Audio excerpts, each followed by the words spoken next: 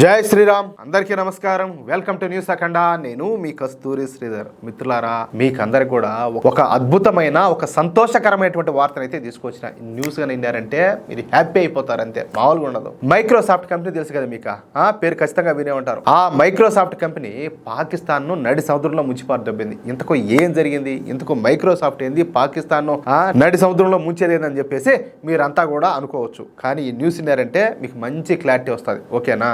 Microsoft corporation అనేది ప్రపంచంలోని అతిపెద్ద సంస్థల్లో ఇది కూడా ఒకటనమాట. అంతేకాకుండా ప్రపంచంలోని అతిపెద్ద టాప్ 5 టెక్నాలజీ కంపెనీల్లో ఈ మైక్రోసాఫ్ట్ కూడా ఒకటిగా ఉన్నది. 2.3 లక్షల మంది ఉద్యోగస్తులతో ఈ మైక్రోసాఫ్ట్ సంస్థ దినదిన ప్రవర్ధమానంగా వెలిగిపోతా ఉండాలి. ఇక ఈ మైక్రోసాఫ్ట్ ను 1975లో స్థాపించారు. ఎప్పుడు? 1975 సంవత్సరంలో. వాళ్ళు అప్పట్లోనే ఇంత అడ్వాన్స్డ్ గా ఆలోచన చేశారంటే దాన్ని బట్టి మీరు ఒకసారి ఊహించండి వాళ్ళ టాలెంట్ ఏ రేంజ్ లో ఉంటుందో. అంటే ఇప్పటికే ఈ మైక్రోసాఫ్ట్ సంస్థను స్టార్ట్ చేసి 50 సంవత్సరాలు పూర్తయింది. సరే, ఇక ఈ మైక్రోసాఫ్ట్ సంస్థను ప్రత్యక్షంగా గానీ పరోక్షంగా గానీ బిల్ గేట్స్ అయితే నడుపుతా ఉన్నాడు. ఎందుకంటే ఈ మైక్రోసాఫ్ట్ అనేది బిల్ గేట్స్ యొక్క కష్టార్జితమే. దాంట్లో ఎటువంటి అనుమానం సందేహం అవసరమే లే. అయితే ఈ బిల్ గేట్స్ గురించి కూడా చాలా మందికి తెలియని విషయాలు కొన్ని ఉన్నాయి. ఎందుకు ఆ విషయాలు ఏంటి అంటే, ఈ బిల్ గేట్స్ సోషలిస్ట్ భావజాలం ఉన్నటువంటి వ్యక్తి. అంటే ఏంది, ఈ కమ్యూనిస్టులు ఉంటారు కదా ఆ మాదిరిగా.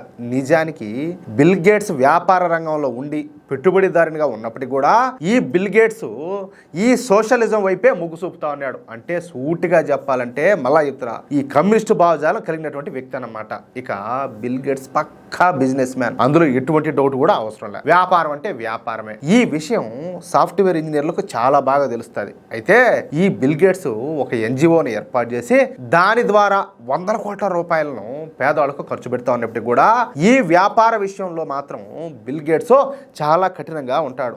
అనేక కొత్త ట్రిక్లు కూడా ప్లే చేస్తూ ఉంటాడు అనమాట. ఇక్కడ మీరు ఒక విషయంలో పొరపాటు పడవచ్చు. అది ఏందయ్యా అంటే, సరే వీడు బిజినెస్ అంటే బిజినెస్ అంటున్నావు, వీడు వచ్చేసి సోషలిస్ట్ భావజాలు ఉండే పర్సన్ అంటున్నావు, మరి ఇదేంద్రా మళ్ళీ డబ్బులు ఖర్చు పెట్టేది అని చెప్పి మీరు ఆలోచించవచ్చు. అయితే ఇక్కడ విషయం ఏంటంటే, ఈ కార్పొరేట్ కంపెనీలన్నీ కూడా వాళ్ళకు వచ్చే ఆదాయంలో కొంత భాగాన్ని ఈ సమాజ సేవ కోసం ఉపయోగించాలన్నమాట. అంటే ఈ వైద్య సహాయానికి కావచ్చు, లేకపోతే పేదవాళ్లకు, ఈ పేద విద్యార్థులు ఉంటారు కదా వాళ్ళ చదువులకు, అదేవిధంగా చెట్లు పెంచడానికి, అదేవిధంగా క్లీనింగ్ సిస్టమ్ కు, ఇట్లా ఒకటని కాదు, ప్రజలు ఎవరైతే ఏ సంస్థలతో అయితే బాధపడతా ఉంటారో వాటి కోసం ఆ నిధులు కొంత భాగాన్ని ఖచ్చితంగా వెచ్చించాల. దాన్ని వచ్చేసి మన దేశంలో CSR ఫండ్స్ అంటారు. అర్థమైందా? అది ఖచ్చితంగా ఒక నియమం అనేది ఉండాలి ప్రపంచంలో. ఇక ఎందుకో తెలియదు కానీ ఈ బిల్ గేట్స్ కు పాకిస్తాన్ అంటే చాలా ఇష్టం.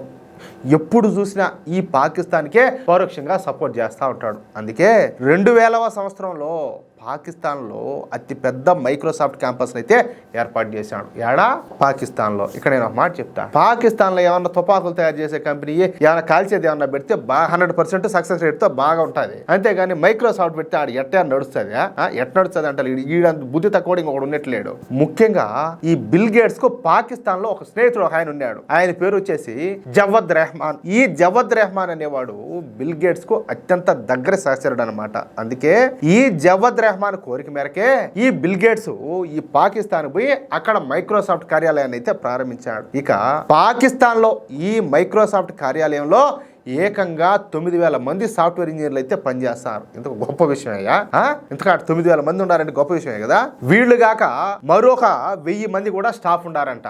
అంటే మొత్తంగా 10,000 మంది ఈ పాకిస్తాన్ లోని మైక్రోసాఫ్ట్ కంపెనీలో పనిచేస్తారు. కానీ ఈ మైక్రోసాఫ్ట్ కంపెనీలో ఉన్నటువంటి డైరెక్టర్లకు ఈ బిల్ గేట్స్ ఈ విధంగా పాకిస్తాన్ లో మైక్రోసాఫ్ట్ కార్యాలయాన్ని ప్రారంభించడం అస్సలే ఇష్టం లేదంట. ఈ విషయంలో ఈ మైక్రోసాఫ్ట్ లోని ఈ వాటాదారులకు అదేవిధంగా ఈ బిల్ గేట్స్ కు మధ్యన వాగ్వాదం కూడా జరిగిందంట. అంటే వాళ్ళు నచ్చలా, ఒరే స్వామి అది ఉగ్రవాద దేశం నాయనా, నీ పిచ్చిమున్నా కొడక, నువ్వు పోయి ఆడ పెట్టుబడి పెడతానంటావు, నీకు తలకాయ ఉండదా లేకపోతే సంక్రాంతికి పోయిందా ఏందని చెప్పేసి వాళ్లకు ఈయనకు మధ్య గొడవ జరిగింది. ఎందుకంటే పాకిస్తాన్లో మైక్రోసాఫ్ట్ కార్యాలయాన్ని ప్రారంభించడం మూలంగా మైక్రోసాఫ్ట్ కు ఎటువంటి లాభం లేదు, పైగా నష్టం కూడా వచ్చేది. ఏమే ఈ మైక్రోసాఫ్ట్ కార్యాలయానికి తీవ్రవాదుల నుంచి, అదేవిధంగా జిహాదీల నుంచి, రాడికల్స్ నుంచి భద్రత కల్పించడానికే ప్రతి సంవత్సరం కూడా లక్షల డాలర్లు అయితే ఖర్చు చేయాల్సి వస్తుంది. పైగా పాకిస్తాన్ లో సమర్థులైనటువంటి సామర్థ్యం ఉన్న ఇంజనీర్లు అయితే లేరు. అందుకే ఈ విషయంలో ఈ మైక్రోసాఫ్ట్ డైరెక్టర్లకు అదేవిధంగా ఈ బిల్ గేట్స్ కు మధ్యన పొరపత్యాలు అయితే వచ్చాయి. అర్థమైందా? సరే, ఆ తర్వాత కొన్ని సంవత్సరాలకు ఈ బిల్ గేట్స్ మైక్రోసాఫ్ట్ లోని తన పదవులన్నింటికి కూడా రాజీనామా చేసేసాడు. అంతేకాకుండా ఈ మైక్రోసాఫ్ట్ లోని తన వాటాను అమ్ముకొని ఆ సొమ్మును తీసుకుపోయి ఫార్మా రంగం పైకి మళ్ళీ ఇచ్చాడనమాట. అంటే ఏది, ఈ మందులు మాకులు తయారు చేస్తారు కదా ఆ కంపెనీల మీదకి. ఇక్కడ చాలా మందికి తెలియని విషయం ఏంటంటే, కరోనా టైంలో భారత్ సొంతంగా వ్యాక్సిన్లు అయితే తయారు చేసింది కదా, ఆ వ్యాక్సిన్లను తయారు చేస్తా ఉన్నప్పుడు ఇదే బిల్ గేట్స్ మనల్ని వ్యతిరేకించాడు. ఎవరిని? మన భారతదేశాన్ని వ్యతిరేకించాడు. భారతీయులు అమెరికా దగ్గర ఈ వ్యాక్సిన్లన్నీ కూడా కొనుగోలు చేయాలని చెప్పేసి ఉచిత సలహా ఇచ్చినాడు. వీడికి అవసరమా అంటే, వీడే పెద్ద తెలివినోడు, వీడే పెద్ద లింగులసగాడు, భారతీయులంతా అసమర్థులు అని చెప్పేసి వీడి అర్థం అనమాట. సరే, ఈ మైక్రోసాఫ్ట్లో బిల్ గేట్స్ ఏకం అయితే ముగిసిపోయింది. ప్రస్తుతం భారతీయుడైనటువంటి మన సత్య నాదెళ్ల గారు ఈ మైక్రోసాఫ్ట్ సిఇఓగా పనిచేస్తారు. అర్థమైందా? మనం ఇందాక 2000వ సంవత్సరంలో ఈ మైక్రోసాఫ్ట్ ఆఫీస్ ను పాకిస్తాన్ లో ఏర్పాటు చేశారని చెప్పి చెప్పుకున్నాం కదా. ఈ మైక్రోసాఫ్ట్ ఆఫీస్ ను చూపించే పాకిస్తాన్ ఏం చేసిందంటే, మరికొన్ని సాఫ్ట్వేర్ సంస్థలను తమ దేశంలోకి వచ్చేలా ఆహ్వానించిందనమాట. ఆ విషయంలో వాళ్ళు కొంతవరకు సక్సెస్ అయినారు. అంటే మిగతా వాళ్ళు కూడా ఏం చేసినారు, ఓరే మైక్రోసాఫ్ట్ అంతటి సంస్థ పోయి ఆడ పెట్టుబడులు పెట్టారంటే మనదేమన్నారు అన్నట్టు ఏ చిన్నాసితగా కంపెనీలు కూడా పోయి ఆ పెట్టుబడులు పెట్టినాయి. ఏది? సాఫ్ట్వేర్ రంగంలో. ముఖ్యంగా అరబ్ షేకులు ఈ పెట్టుబడులు పెట్టినటువంటి సాఫ్ట్వేర్ సంస్థలు పాకిస్తాన్ లోనే ఏర్పాటైనాయి అన్నమాట. అంటే వాళ్ళకి ఆల్రెడీ అది ఉంటుంది, ఆ పిచ్చి, మత పిచ్చి అనేది. అది కూడా మన దేశమే కదా, మన ఇస్లామిక్ దేశమే కదా అని చెప్పేసి సో ఈ అరబ్ షేకులు ఏం చేశారు, ఈ సాఫ్ట్వేర్ కంపెనీలకు పెట్టుబడులు పెట్టారు. అయితే పాకిస్తాన్ లో సమర్థులైనటువంటి ఇంజనీర్లు లేకపోవడం, నిబద్ధత కలిగినటువంటి మేనేజ్మెంట్ లేకపోవడం, అలాగే ఉద్యోగుల్లో కమిట్మెంట్ లేకపోవడం, పైగా ఖర్చులు తడిసి మోపిడవుతా ఉండడంతో ఇక చేసేది ఏమీ కూడా లేక ఈ మైక్రోసాఫ్ట్ సంస్థ పాకిస్తాన్లోని తమ కార్యాలయాన్ని అయితే మూసేసింది. అది కూడా ఎవరికి చెప్పకుండా సైలెంట్గా మూసేసి ఆ తర్వాత ఈ విషయాన్ని బయట ప్రపంచానికి తెలియజేసింది. దీంతో పాకిస్తాన్ ఇప్పుడు లబోదీవం అని చెప్పి నోటికి చేతి కొట్టుకుంటుంది. ఎందుకంటే మైక్రోసాఫ్ట్ వల్ల ఎంతో కొంత డాలర్ల రూపంలో పాకిస్తాన్ బ్యాంకులో జమ అయ్యేది, కానీ ఇక నుంచి అది కూడా రాదు. అంతేకాకుండా మైక్రోసాఫ్ట్ కంపెనీ వెళ్ళిపోవడం మూలంగా ఇతరత్ర సాఫ్ట్వేర్ సంస్థలు కూడా పాకిస్తాన్ నుంచి అయితే వదిలి వెళ్ళిపోతాయి. దానికి తోడు ఒక పక్కన మన భారతదేశం ఈ టెక్ రంగంలో ప్రపంచానికి గమ్యస్థానంగా మారుతూ ఉండడం, తాము మాత్రం ఈ విధంగా ఉన్న కంపెనీలు కూడా పోగొట్టుకొని బిక్కా ఫకీర్లుగా మారుతున్నామని సగటు పాకిస్తాన్లో ఉన్నటువంటి చదువుకున్న వాళ్ళంతా కూడా ఇప్పుడు నెత్తి నోరు బాదుకుంటున్నారు. ఏదైతే నేమయ్యా, పాకిస్తాన్ నాశనానికి ఇది కూడా ఒక మిట్టులాగా పనిచేస్తూ ఉండడం మనందరికి కూడా ఆనందాన్ని ఇచ్చేటటువంటి విషయం. అది కథ.